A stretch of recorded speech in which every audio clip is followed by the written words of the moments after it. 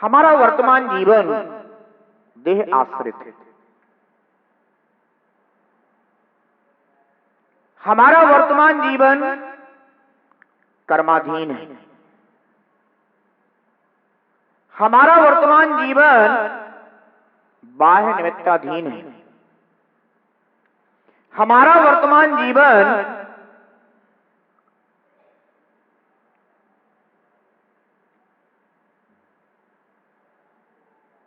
नाना प्रकार के बाह्य साधनों के माध्यम से चल रहा है। हम कहते हैं कि भैया इस जीवन में बहुत सी चीजें संग्रह योग्य हैं।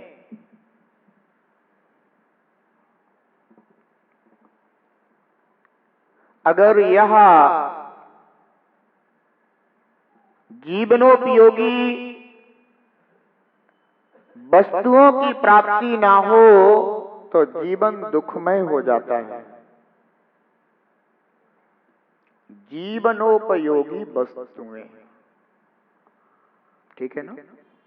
इस पर ध्यान देना आज। किस पर? जीवनोपयोगी वस्तुएं। ये जो हमारा वर्तमान जीवन है, इसके लिए हमने बहुत सी वस्तुएं संग्रहित की हैं और उनके माध्यम से हमें जब अनुकूलता मिलती है तो इंद्रिय सुख अनुभव में आता है या मनोजन्य सुख अनुभव में आता है।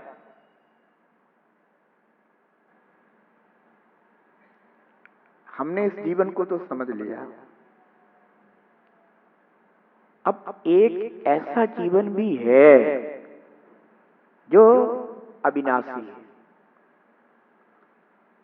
और उस अविनाशी जीवन के लिए क्या वस्तु उपयोगी है उसका भी तो निर्णय करना पड़ेगा ना।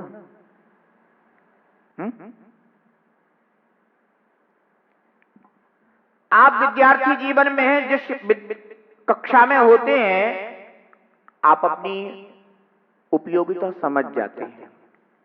आप पारिवारिक जीवन में होते हैं, जिन वस्तुओं की उपयोगिता होती है आप उसको समझ जाते हैं। पर जब आप अपने आत्मिक जीवन को प्रारंभ करना चाहेंगे तब किस वस्तु की आवश्यकता है, हमें उसका भी विचार निर्णय करना होगा। और किन वस्तुओं की वहां आवश्यकता नहीं है इसका भी निर्णय करना पड़ेगा।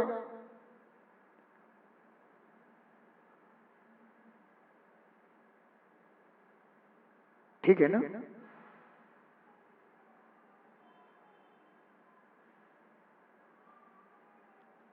आचार्य भगवान योगिंदु देव हमें यही बताने का प्रयास कर रहे हैं कि वर्तमान जीवन में तुम्हारे पास शरीर है, शरीर में 5 इंद्रियां हैं।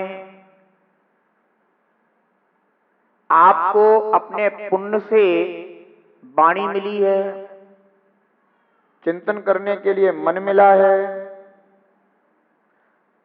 आपको आपके पुण्य से बाह्य साधन मिले हैं, ठीक है ना?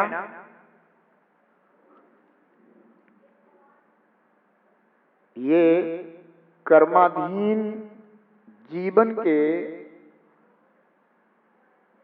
लिए उपयोगी साधन है। मैं आत्मा इन बाह्य पदार्थों से संचालित नहीं होता। मुझ आत्मा में इन बाह्य पदार्थों का प्रवेश नहीं होता है। मुझो आत्मा की सत्ता पृथक है और इन बाह्य पदार्थों की सत्ता पृथक है। आप सबके पास मोबाइल है ना? मोबाइल है। मोबाइल में आपके बहुत सारे फंक्शन होते हैं ना? यूट्यूब भी होता है, फेसबुक होता है, व्हाट्सएप होता है, और आपके जो भी कांटेक्ट नंबर होते होंगे वो सब भी होते हैं। इसके अलावा भी बहुत सारे फंक्शन होते हैं। ठीक, आपके वो मोबाइल की स्क्रीन पर वो शब्द दिखाई देते होंगे। ठीक है,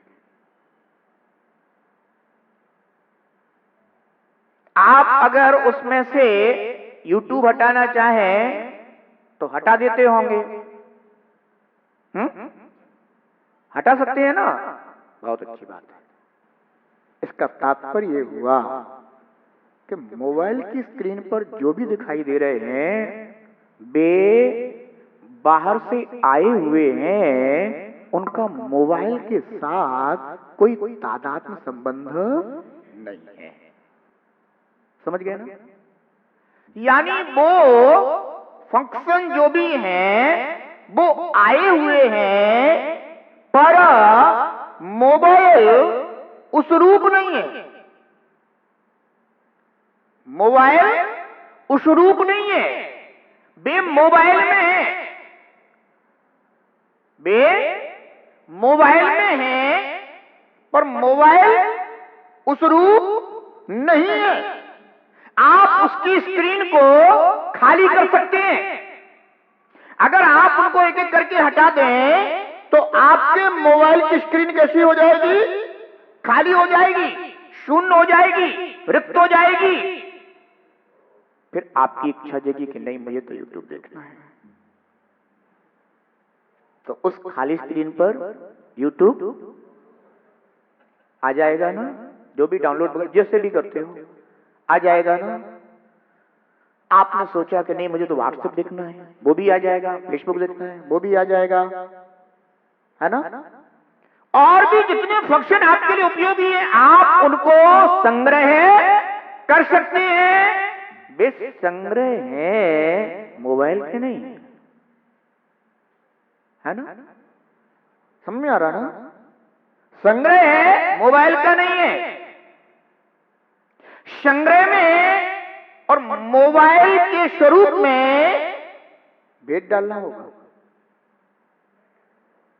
मोबाइल का स्वरूप अपना है, और आज जो भी डाउनलोड करके आप जो कुछ भी उसमें ले रहे हैं वे सब फंक्शन आए हुए हैं। ठीक है ना? वे मोबाइल में आ गए हैं तो अब वे भी सब फंक्शन किसके कहलाने लग जाते हैं? मोबाइल। किसके कहलाने लगे? मोबाइल के। बंधो, मुझ आत्मा में ये जो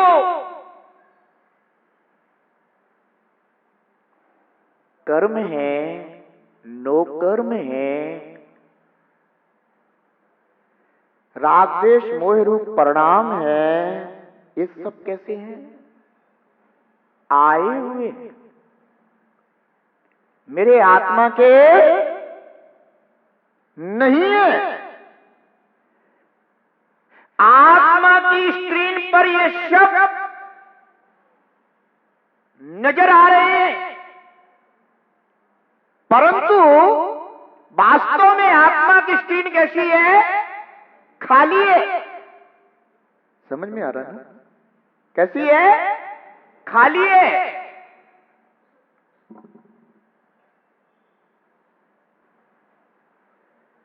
अभी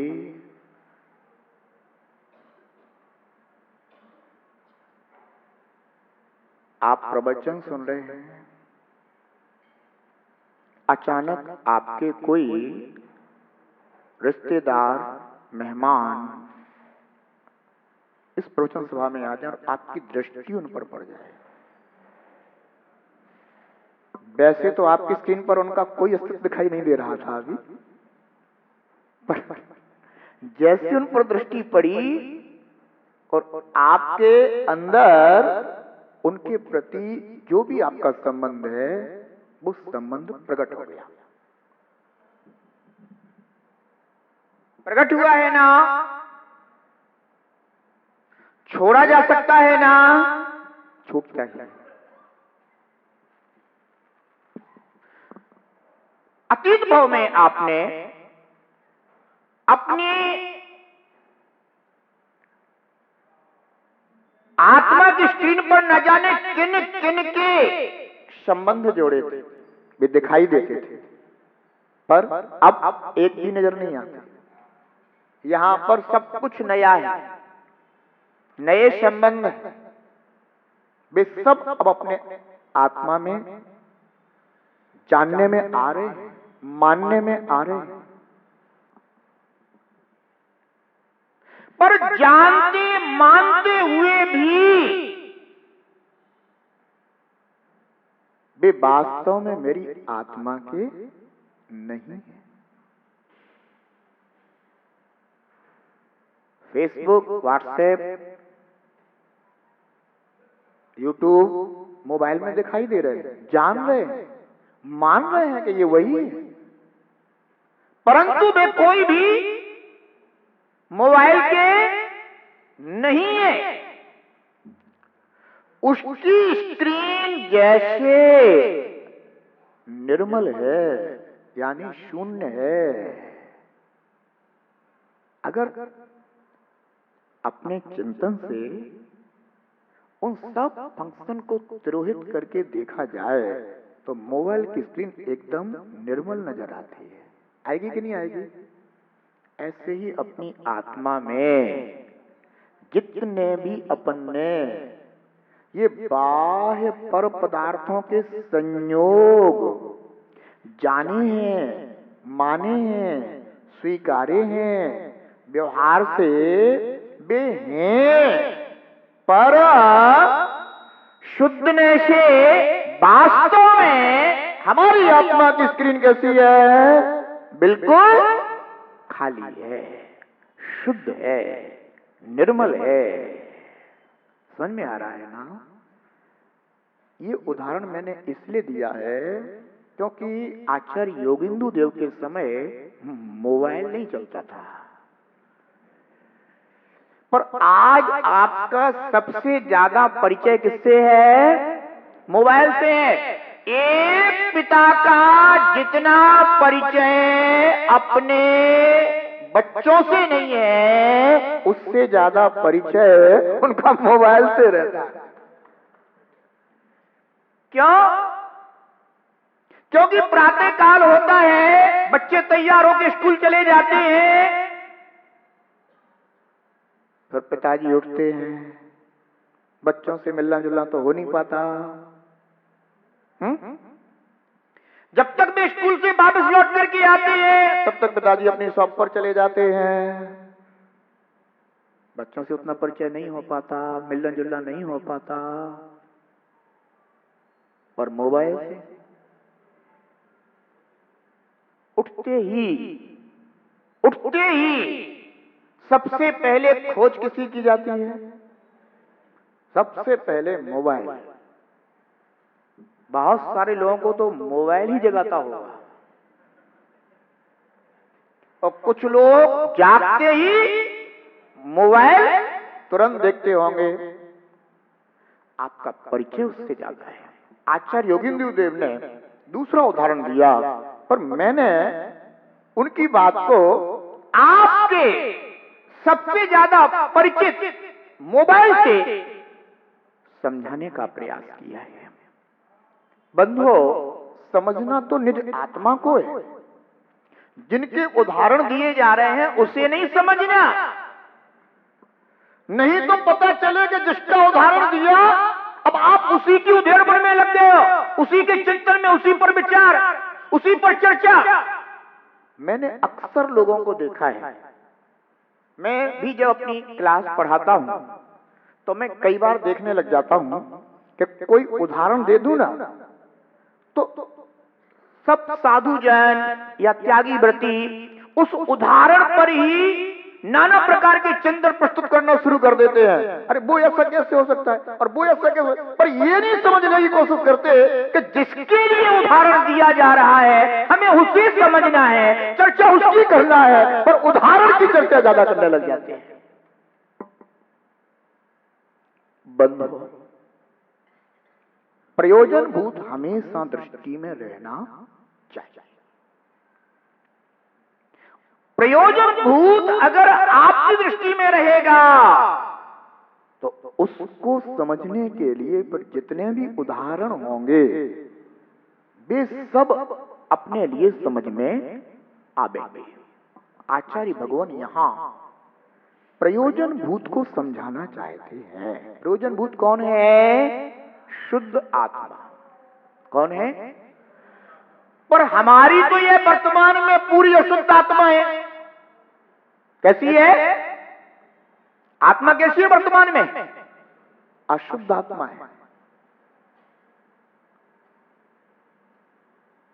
ये असत पर्याय है, वर्तमान में चल रही है। मैं अपने को शुद्धात्मा कैसे मानूं, कैसे जानूं, कैसे पहचानूं?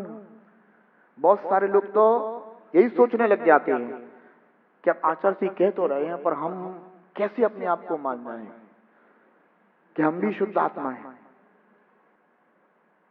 क्योंकि उनकी दृष्टि मात्र वर्तमान पर्याय पर है, उनकी दृष्टि वर्तमान जीवन पर है। पर हमें उस केवल वर्तमान जीवन को ही नहीं अपितु द्रव्य के स्वभाव को जानकर द्रव्य का निर्णय करना है।